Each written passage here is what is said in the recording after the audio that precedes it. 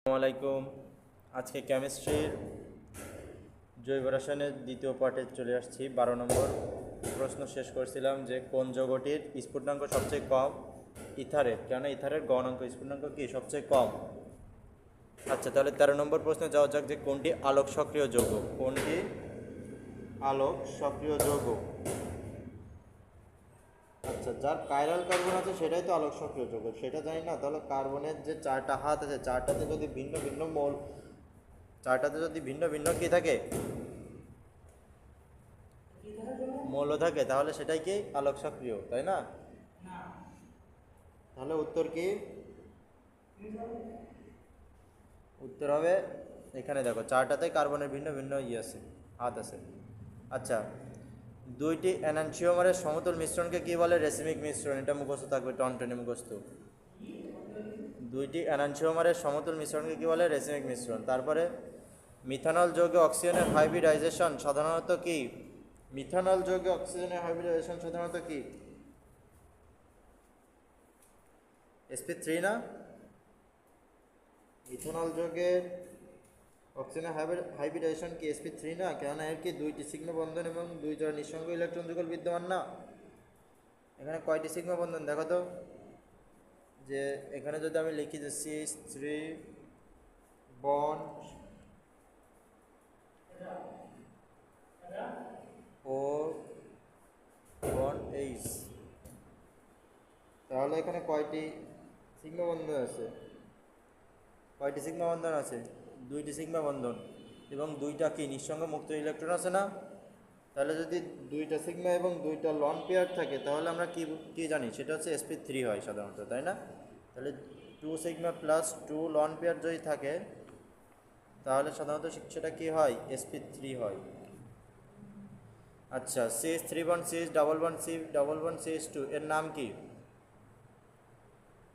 এর নাম হচ্ছে 1,2 বিউটাডাই, জানি 1,2 বিউটাডাই ইন হবে, কেননা কি এটা হচ্ছে দ্বিবন্ধন ইন। আচ্ছা, C5H12 এর মোট আইসোমারের সংখ্যা কত? C5H12 এর মোট আইসোমারের সংখ্যা কত? আইসোমার নির্ণয়ের সূত্র কি? 2n-4। এই যে 2n-4 প্লাস 1। তাহলে এখানে কত? C5 কার্বনের সংখ্যা কত? 5। তাহলে 2 5 - 4 প্লাস 1, তাহলে কত হবে? 2 + 1 = 3। আইসোমারের সংখ্যা কত? 3। আচ্ছা, নেক্সট, কোন যৌগটি স্যাচুরেটেড হাইড্রোকার্বন? কোন যৌগটি স্যাচুরেটেড হাইড্রোকার্বন? এটা সবাই বলো। কার্বন কার্বন একক বন্ধনযুক্ত সকল হাইড্রোকার্বনই কি সম্পৃক্ত? আর একক বন্ধন থাকলে কি হবে? ইথেন হবে না? একক বন্ধন সবই কি স্যাচুরেটেড বা সম্পৃক্ত না? তাহলে ইথেন কি কার্বন কার্বন একক বন্ধন, আর ইথিন কার্বন কার্বন দ্বিবন্ধন, ইথেন কার্বন কার্বন ত্রিবন্ধন। আর ইথানল কি CH3 বন্ড OH, এটা কি ইথানল। আর CH3 bond CH2 bond OH, এটা ইথানল। আচ্ছা, বেনজিন চক্রে কার্বন কার্বন বন্ধনের দৈর্ঘ্য কত? 0.139 ন্যানোমিটার, মুখস্থ থাকবে। বেনজিন চক্রে কার্বন কার্বন বন্ধন দৈর্ঘ্য 0.139 ন্যানোমিটার। আচ্ছা, নিচের কোনটি জৈব যৌগ নয়? পটাশিয়াম সায়ানাইড, এটা তো জানার কথা। নিচের কোনটি জৈব যৌগ নয়? Potassium cyanide. আচ্ছা, অ্যালকাইল হ্যালাইডে প্রতিস্থাপন বিক্রিয়ার কৌশল হলো কি?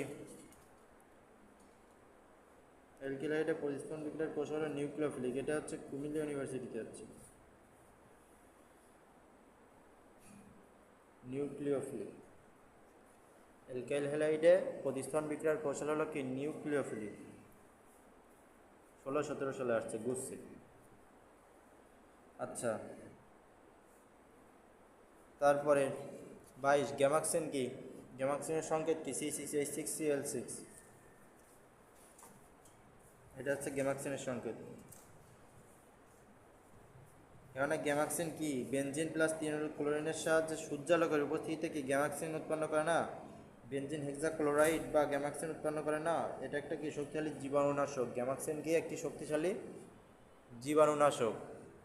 তারপরে ইথানলের সমাণু কয়টি? কোনটি? ইথানলের সমাণু কোনটি? বলো কি উত্তর হবে? ইথানলের সমাণু কোনটা? এটা না CH3 ও CH3